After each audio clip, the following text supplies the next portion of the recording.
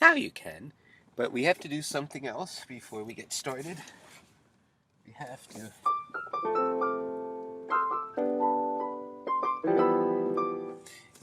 We want to be recording the piano keyboard through this recorder, so I have to hook it up. Do we have a little bit more light? Can we see a little bit better? No, that's as bright as it's going to be. Sorry, everybody. It's all right. It's intentional. So you can't see everything. It's who needs to? I mean, why? It's partly for my own sake. Because you see, when we do this kind of paro production, when we make things like this, when we p quad them, that's p to the fourth, p quad, though it is spelled like the ship in Moby Dick, for various reasons which we could perhaps go into at some future time, but not now, that's for sure.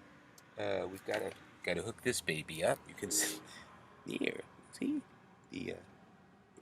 It's a little confusing because there are two things here, right? This is the part that goes into the recorder, and this is the part that goes into the keyboard. That's what I'm going to do.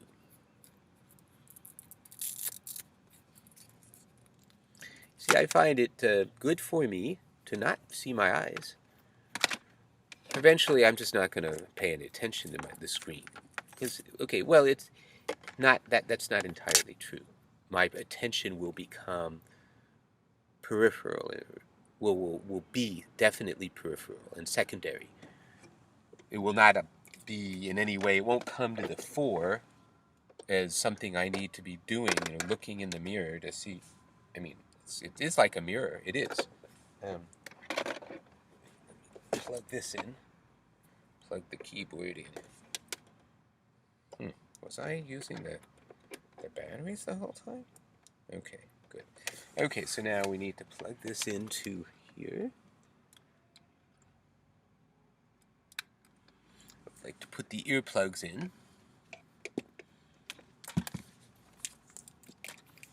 My earplugs in. These blue earplugs. Indigo earplugs.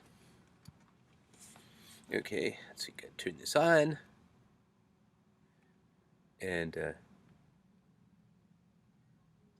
why is it so loud seeming? Oh, I know why.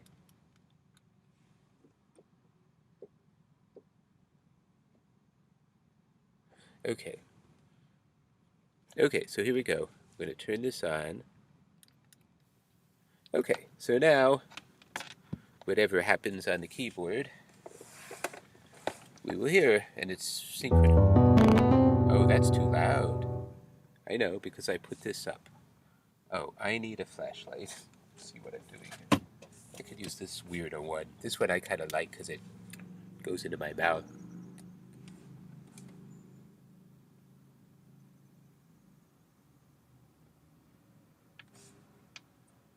Anyway, we need this to be about the O. Now it should. I'm trying to see, if you're interested, you techie people. See on my recorder here, that light on the top will blink if it's too loud. You see, that's when it's when it gets distorted. We want to try to keep it below that. So kind of keep our eye out on that.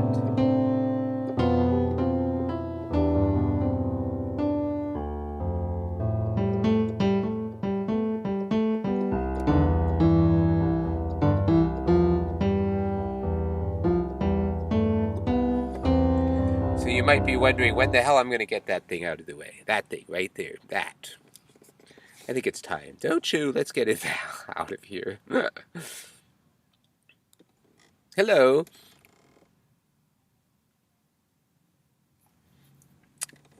This is another dispatch. Paratopian dispatch. The last one I think was C54, like car 54, where are you? So I think this one will be C54W.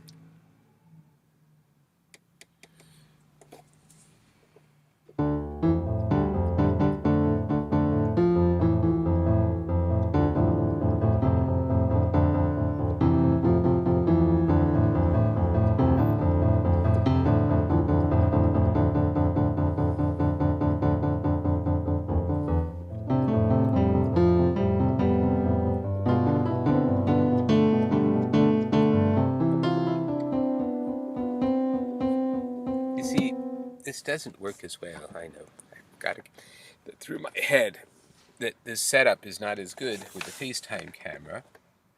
Oh, yes, and the only one, oh, I know what it's all about. It's all a techie reason why I'm using what I'm doing. And you know what? You don't need to know.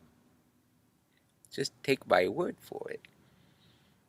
That I've just discovered that it's not exactly the way I want it to be, but at this point, there ain't a great point in changing it. Oh, I know that there's something that I can do, though, that will help. I know now. Ah, you see, okay. And we're going to just make this as big as possible. Right, and we want this to be the background so that it's white. It's very light colored. That's what we care about. Let's see, make it be big. That's it.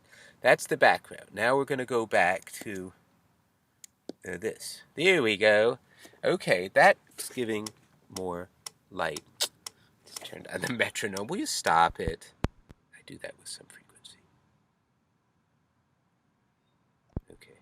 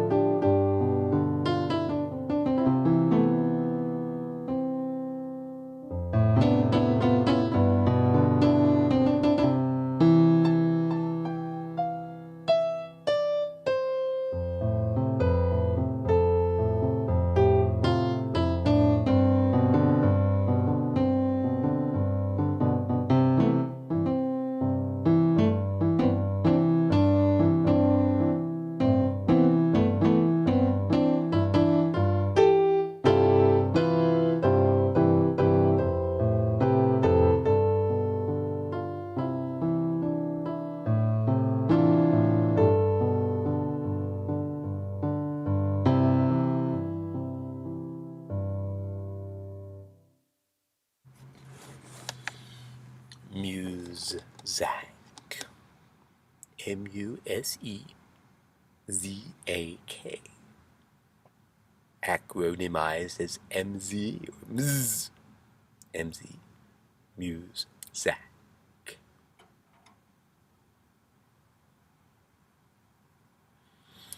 It's one of the things we do. We muse.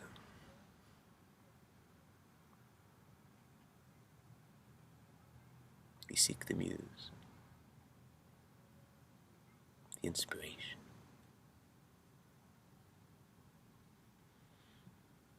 You may start out standing, proud to steal her anything she sees. The muse we're talking about. You may start out standing, proud to steal her anything she sees.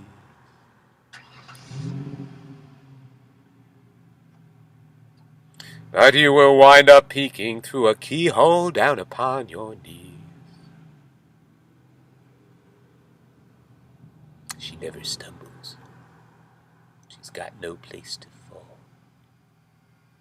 She never stumbles. She's got no place to fall.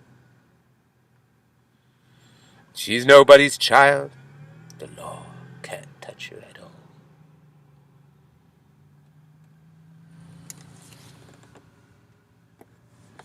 She's got everything she needs.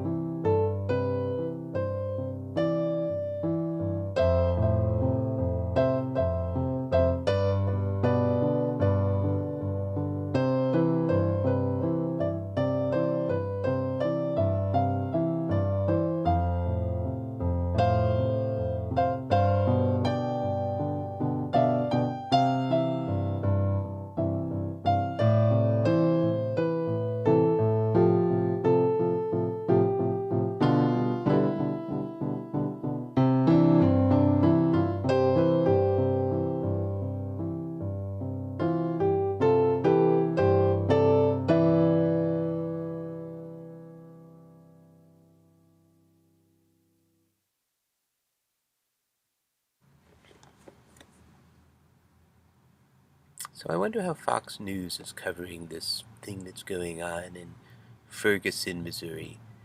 I was in a coffee place this morning that had CNN on with Wolf Blitzer. He seems to be doing an admirable job of portraying things the way people in charge want them to be portrayed.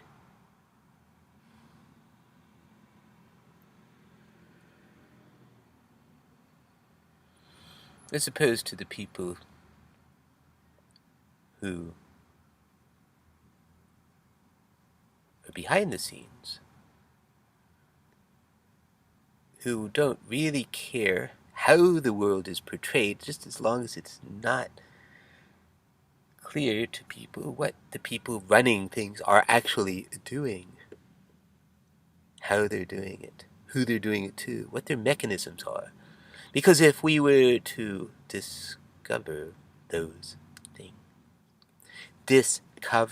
uncover, let the world see for itself, let that be the new form of entertainment. Let's all watch on January 1st, 2017. Life as we have captured it in all sorts of places where the things that go on behind closed doors. Except just as the things that go on in our lives are open because we tell the purveyors of computer widgets and watchets who we are, where we are, what we buy, what we think, what we're interested in, who we're talking to, blah da da boo da da, why did we, and we just give it all up, just like that.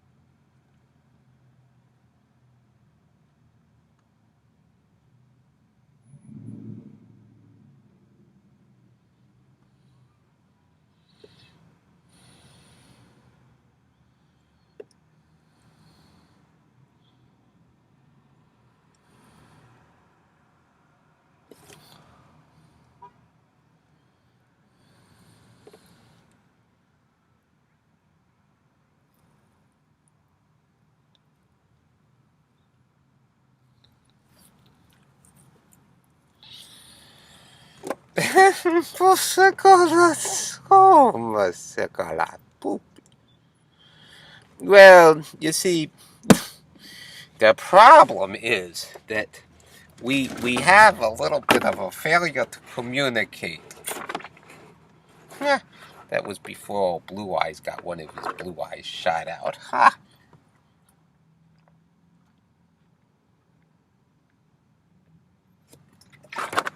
It's a good thing they got it right the first time. Otherwise, they would have had to shoot out his other eye. I mean, I don't know. Why would anybody think it's worth it? I don't know. I mean,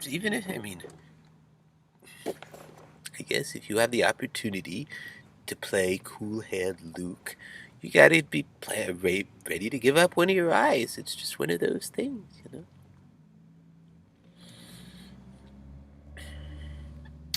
If you don't know what I'm talking about, look up the movie Cool Hand Luke and find out what happens to Paul Newman's eyes after the famous words that he states is, "What we have here is a failure to communicate." Oh!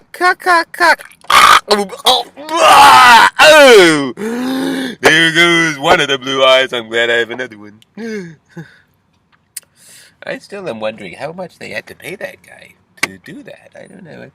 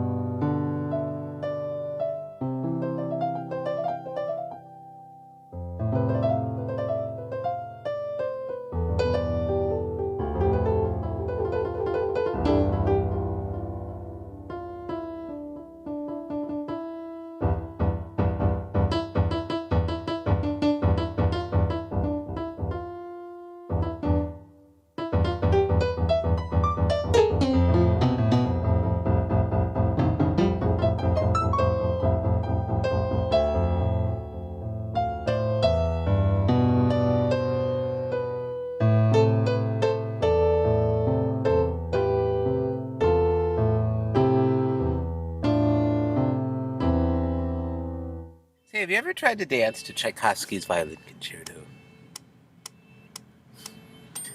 Will you stop? Okay, thank you. It's very tricky. Believe you me. You could tell by the way the music goes that he was not happy with it. He was not happy with a lot of his stuff. The thing about Tchaikovsky, and I'm speaking a little conjecturally, I'm not saying I'm a Tchaikovsky historian, but I'm pretty sure this is right. I did learn a little bit from Andrei Previn about Tchaikovsky. And Previn, he threw out the story that's probably apocryphal, i.e., bullshit, about Tchaikovsky going and being told by his fraternity that he had to kill himself because he was a homosexual. Not a metrosexual, mind you, a homosexual. And I think that actually probably is true that he was, but he was married, and I'm pretty sure, and it wasn't cool to be homosexual, even, quietly. And apparently, well, the story goes that his fraternity, and apparently in Russia at the time, you belonged to a fraternity for life if you were of a certain class. Fraternities were part of who you were. It's how you get into certain circles. Remember, this is feudal, well, imperial Russia with the emperor, Russian emperor. It's they had a pretty layered society, and I think people had to go through certain things to be in certain layers. In addition to being born into something, you got to do certain things. So being in a fraternity, I think, was standard. And anyway, the story goes is that they got wind of his homosexual activities, I guess, or desires, and they called him to their lair and said, "Do whatever you want, but get yourself dead soon."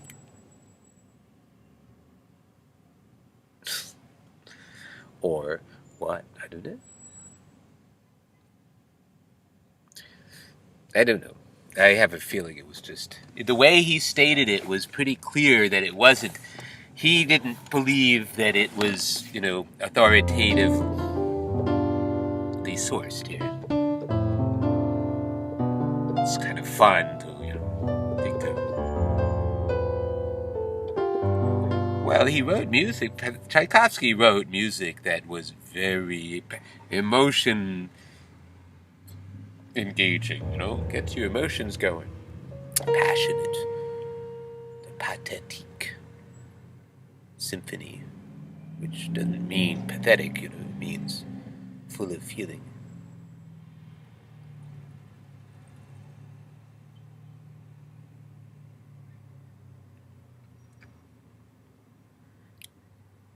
I don't have it quite in my head what it is. I have snippets, but to give voice to them would just confuse all of us. It would make me feel, oh, that's not right. I wouldn't want to do it, and you wouldn't want to. It wouldn't help you know what I'm talking about. And it's his sixth symphony, I think, was named the Pathétique because of its great, just amazing ability to get you feeling. So Tchaikovsky himself he probably was a quite passionate man, although maybe very repressed, and only through music was he allowed. And his violin concerto, unlike such as his Pathétique of Symphony or his Fifth Symphony or his piano concertos, yes, which are very, just flow with beauty and pathos. I mean, just great feeling, and it just, you just go, whoa, go whoa. He really had a knack for incredibly accessible themes. But he wasn't all that good at kind of overall structure. He wasn't a real... he wasn't the kind of thinker that Brahms was. And he apparently was quite jealous, envious of Brahms, and made lots of nasty comments about Brahms. But he was, because Brahms has this ability, I guess, he's dead. So you see, that's what happens to you if you let your beard grow and your hair grow and you compose music all your life, you die! It's not a big deal since it would happen anyway. It's just that that's one of the consequences of living in general, you know.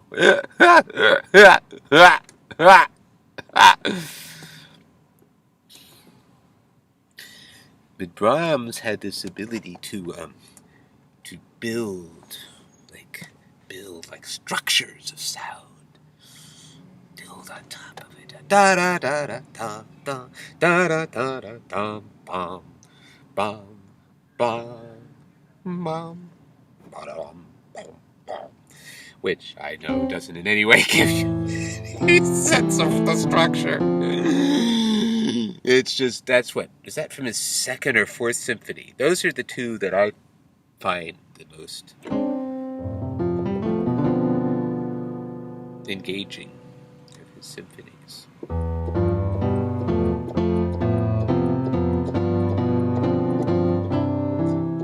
And then, of course, there's his violin concerto, which is much more pleasant to dance to than Tchaikovsky's.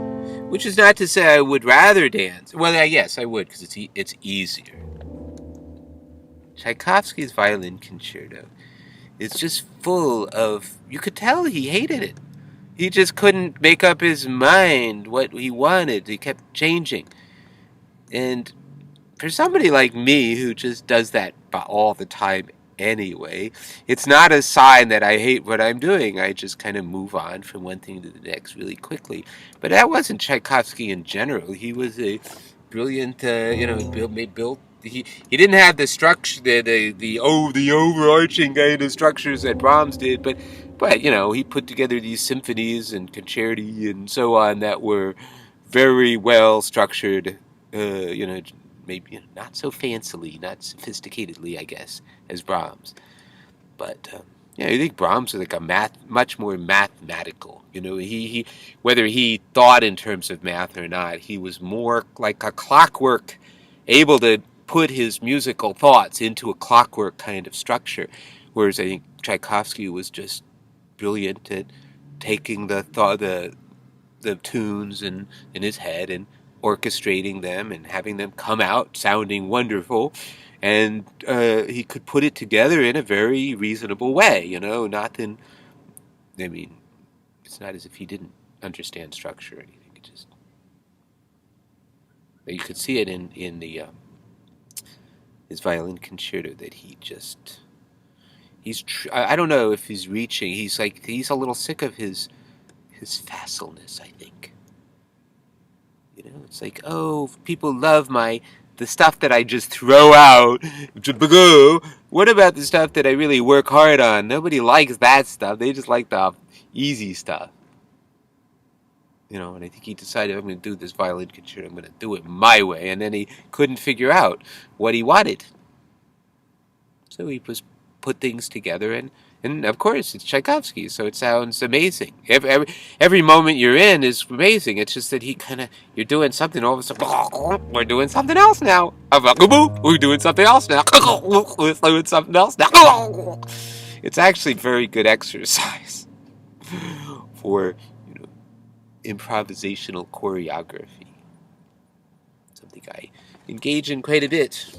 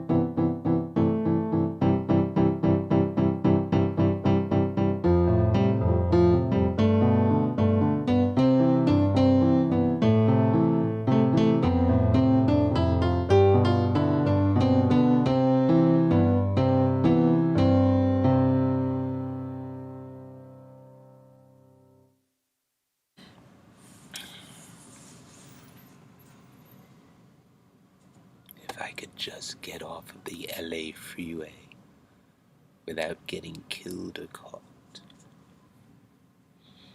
Down the road in a cloud of smoke for some land that I ain't bought.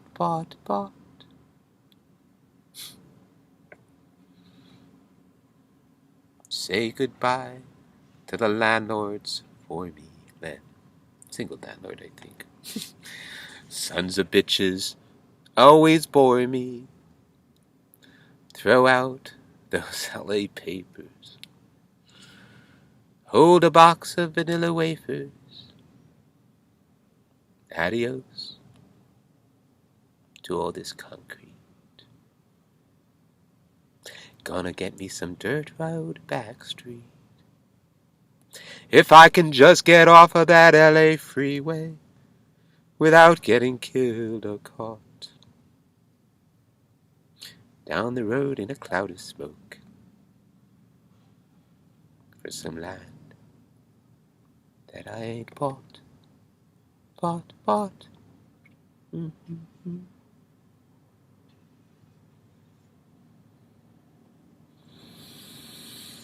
It's Jerry Jeff Walker.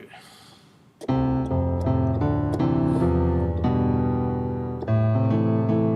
I believe is the one who wrote. Yes, he is the one who wrote Mr. Bojangles.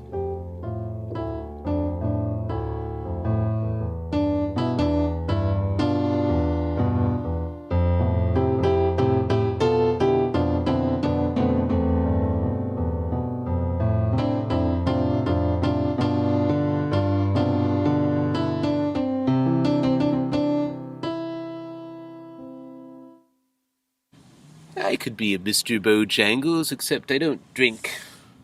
I don't get drunk. I do drink, actually. I'm gonna have some. Now that I've said I don't drink, I'm gonna have to get out my Jack Daniels and have some.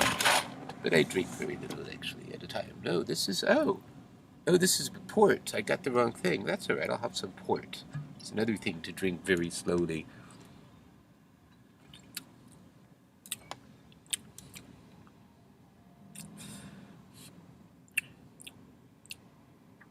Pretty good.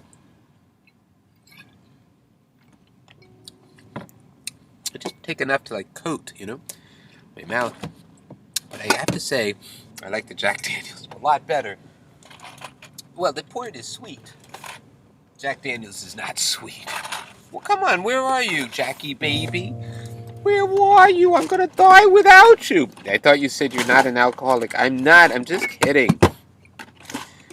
But I just want to have some Jack Daniels. That's all I want. Oh, no, I'm not gonna have any Jack. Oh, screw it. I don't give a shit. I'll have some water instead. I mean, this is actually 200 proof alcohol. It's really intense.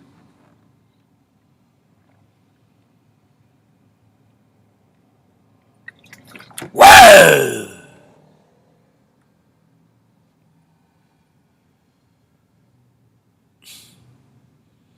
I'm not blind.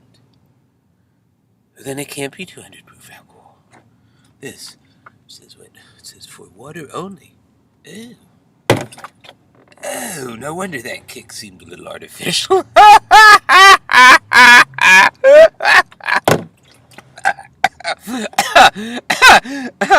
I was thinking I'm gonna heal a really pow because this is 200 proof alcohol, and then I'm a little worried that I might get blind because I've heard that happens, and I really don't want that to happen. But I figured I had, I'm kind of like Jim Morrison, I had to find out for myself, That guy was a little obsessed, This is the end. My only friend, the end. Of everything there is the end. I'll never look into your eyes.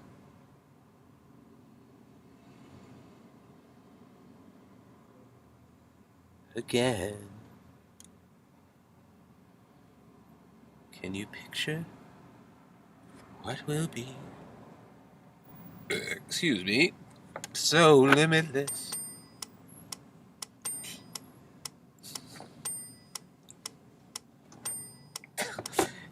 Come on, baby Boo, do we have to have this? What is this? How did this get completely changed? Just turn it off already. I didn't want any of that shkaboopy. I never use a metronome. I don't have any idea what my timing is, and I don't care. I've decided it's not important. What I do with music is the same as I do with dance. It's the same as I do with everything. It's the same as I do with life. I, oh, come on. Why are you being so difficult? Wait, am I okay with all this? This is, it's making me feel very nervous because I keep feeling my earplugs getting pulled. I have to have them on so I know what the keyboard's doing, because remember, the keyboard is not, it's not on for you to, but we can hear it. It's going straight into my guy over here. And so then the blue, okay, so remember the black is coming, this one's coming from the keyboard, and the blue is going into my ears. So I know whether it's on. Right now it's not even on, so I gotta turn it on. Well, I turned it off to get rid of that stupid metronome, which was tricky. I'd never had heard it. I've only heard the simple metronome. I don't know how to do it to make it. Why didn't I?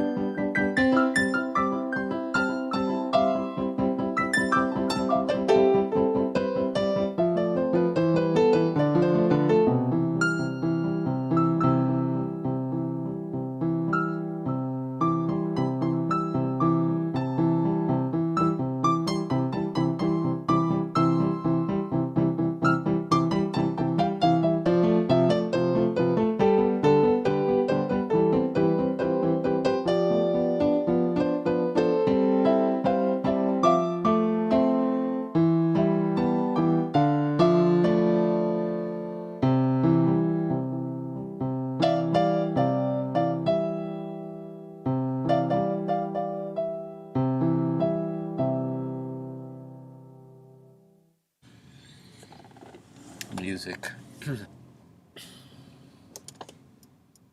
Truly a balm for the soul.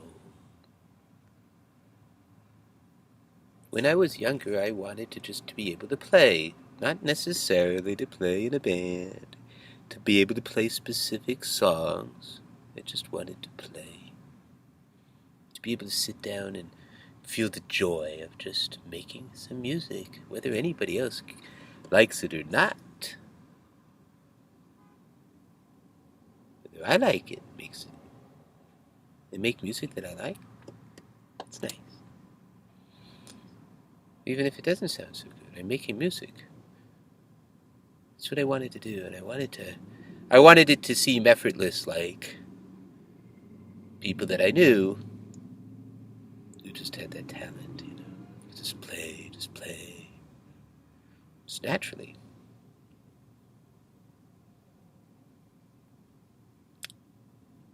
And I've learned how to do that. It's just very exciting. I learned it in the second half, the beginning of the second half of my life, or the second century, half. Now I know, second half century, assuming the second. Yes, if we measure my life from the moment I was born for another first century, which may include my being dead for part of that time, that's very possible. On the other hand, it seems possible that I might be alive in the 100 years from the time I was born. I wouldn't mind that, but I don't think it's necessary, I think life is just what it is. And the more we can just live the life we have, the more we allow ourselves to live the life we have, who we are, be who we are, the more we find we start making decisions that actually have an effect on how our lives go. It's kind of one of those paradoxes. The more we give in to what we don't have control over, the more things go our way, because we are doing things that are within the larger flow. We're accepting that there are things that are just never going to happen, and that there are other things that are going to happen whether we want them to or not. And when we can sort of really take that in on a moment-to-moment basis, we begin to say, okay, there's nothing I can do about that. As much as I might want to, there's no sense in my wasting time. It is probably a good way to spend time to consider why you want to get back at that person. And it's a good use of time to work it through and say, oh, well, okay, I guess I could get back at that person, but it's not going to help me. There's a good chance it'll backfire. The person won't even understand that I got back at him. And maybe if he's got certain power, he's got certain connections, money, he belongs to a group of people who know how to take care of their own and show other people who's boss. You mess around with people like that and you're liable to get hurt. And it's not worth it.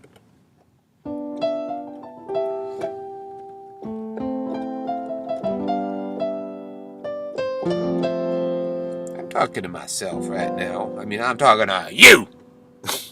You, the person that I see on the screen right now. I'm not talking to you, the listener. Though I am talking to you, the listener. I'm thinking about you. I'm thinking about the many people that I've met. And I'm thinking about the fact that now I've learned how to talk to people in general. And what I do is I work to have somebody in mind, or people in mind, as I'm talking. I don't do it all the time anymore, but it was very helpful. And it still is. when I want to talk about something that is general, it's different. It makes a big difference if I'm talking to a teenager versus somebody, say, my age. It's very different if I talk to a male who's my age versus a female who's my age. And it makes a difference if I'm talking to a male who's my age who is living in the mountains of Syria as a refugee, or if I'm talking to a male who lives in an upper crust neighborhood in the black section of town, who decides that he likes the way the white guys get rid of riffraff, and so he's going to do it himself. He's going to be a good white boy because he's made it up higher into the hierarchy, and now he can be just like the white bastards who treated the people he's risen above, and still treats people like him. I mean, the guy thinks he's going to call the police on me because I am dancing on top of my car, listening to music through my headphones, not looking at anybody, being very obviously completely engaged in dancing to the specific music I'm dancing to. And the guy just comes over and says, "The police are already on their way over. I just thought I'd let you know." Thank you. Thank you, sir.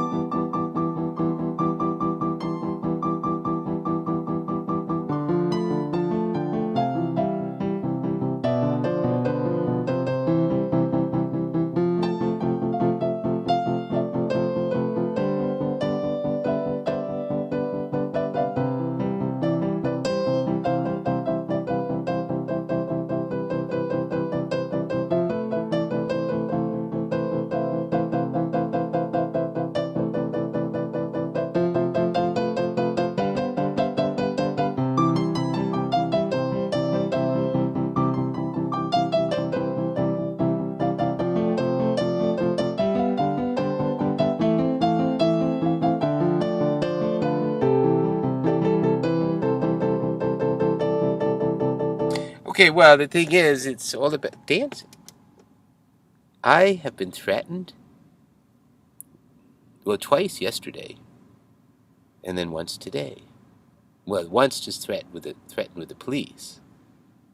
And the guy, I said, well, okay, I thank you. At first I was, oh, thank you, fuckhead. I didn't say fuckhead, I just said, oh, and you're warning me. Oh, thank you very much. But you're calling the police. And this guy, he just squirmed out of everything. He just lied about what he was doing. Something about calling the police, but they have been called, they haven't been called. He probably didn't call the police because he wouldn't want them to come. Because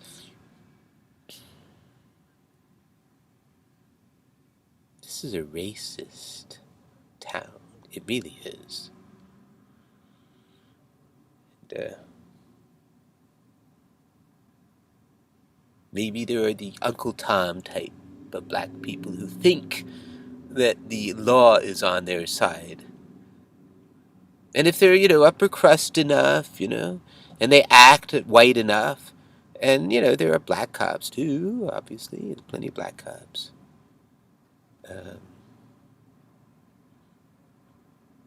They can be part of the whole enforcement group. The enforcers, they're the people who own things, who are running things. They're the ones with the big bucks. The big bucks. And in control of corporate entities. It's not just people being billionaires, it's corporations that work together, and we don't have to talk about some sort of weird conspiracy theory or nothing. Just talking about the fact that businesses work together, which is perfectly normal. People work together.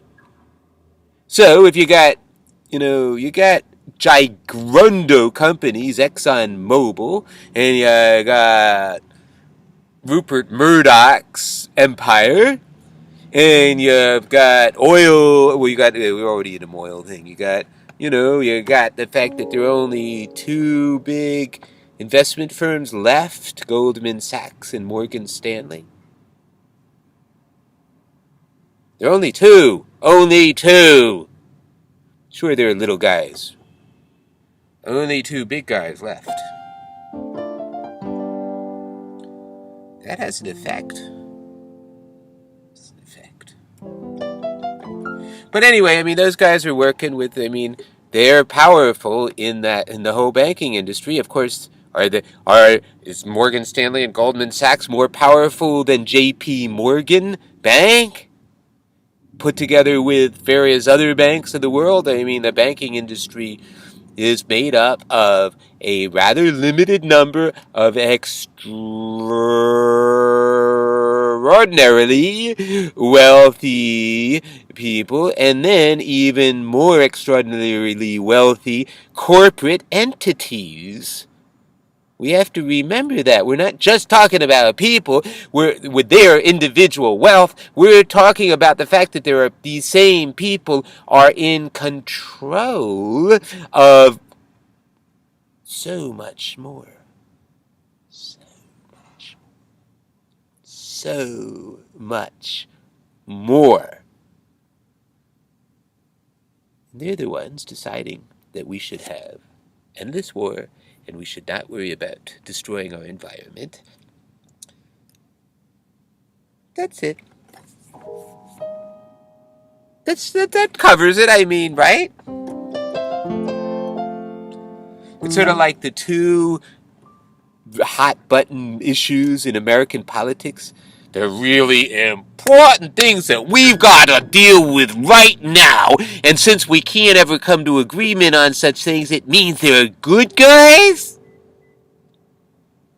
And they are bad guys.